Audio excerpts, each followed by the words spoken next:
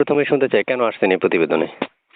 হ্যাঁ, ছিলাম সুন্দর একটা মনের মতন মানুষ চাইবার জন্য, সুন্দর একটা মনের মতন মানুষ পাবো, তাকে ভালোবেসে বিয়ে করবো, এই জন্য এসেছিলাম প্রতিবেদনের সামনে। বয়স কত আপনার? 20। বিয়ে হয়েছে? জি না, মনের মতন মানুষ চাইবার জন্যই প্রতিবেদনের সামনে এসে বিয়ে হয়েছে না।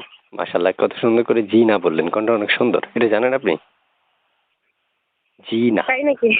জি না এই শব্দটা তো আমি উচ্চারণ করতে পারি না এইভাবে। জি না, কত সুন্দর এটা কণ্ঠ আপনার। বয়স কত বলছিলেন? 20। 20। আচ্ছা, কেমন বয়সী যাচ্ছেন আপনার জন্য মনের মানুষ? বড়া হোক জোয়ান হোক, সুন্দর একটা মনের মতন মানুষ চাইলে তার কাছে নির্ভর করছে। যদি আমার পাশে থাকে, সে যদি দায়িত্ব নেয়, তার সঙ্গে আমার মনে করো মনে তাকে আমি বিয়ে করবো। আচ্ছা, এখান দিয়ে কি বুড়া হোক বলছিলেন নাকি গোড়া হোক বলছিলেন? জি না, বিবাহের কথা বলছিলাম। বলছিলাম বুড়া হোক নাকি গোড়া হোক? মানে বুড়া যুবক হোক। হোক আর বুড়া হোক, আচ্ছা আচ্ছা আচ্ছা, বুঝতে পারছি। বিবাহিত হোক আর অবিবাহিত হোক। প্রিয় দর্শক, যারা এই মুহূর্তে আমাদের চ্যানেলে ভিডিওটা দেখছেন, তারা বিবাহিত হন আর অবিবাহিত হন, বুড়া হন আর জওয়ান হন, গোড়া হন যার হন, অসুবিধা নাই। আপনার জন্য এই অ্যাপ উন্মুক্ত, অর্থাৎ বিয়ে বসবেনি। চাইলে কল করতে পারেন। কল করার জন্য নির্দিষ্ট কোনো বয়সের সীমাবদ্ধতা নেই, বা হচ্ছে আপনি বিবাহিত বা বাচ্চা আছে, অসুবিধা নাই। খালি বউরে সামলাইতে পারলে হবে। আমার বাচ্চা কাচ্চা নেই।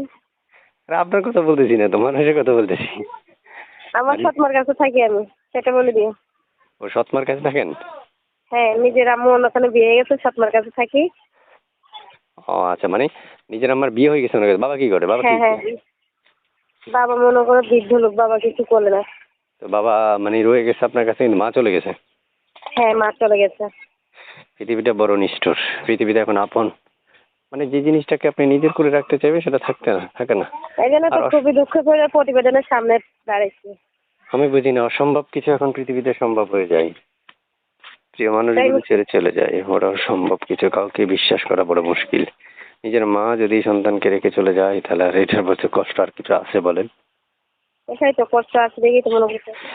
প্রিয় দর্শক, যাক, এটা একটা হিস্টোরি। কথা শুনে আসলে অনেক বড় লম্বা সময়, এত সময় আমি দিতে পারবো না। অল্প সময়ের মধ্যে রেকর্ডটা উপস্থাপন করে আপনাদের মধ্যে ছড়িয়ে দেওয়াটাই হচ্ছে আমার কাজ। বাকি তথ্য আপনারা উপস্থাপন করতে পারবেন আপনারা নিজেরাই।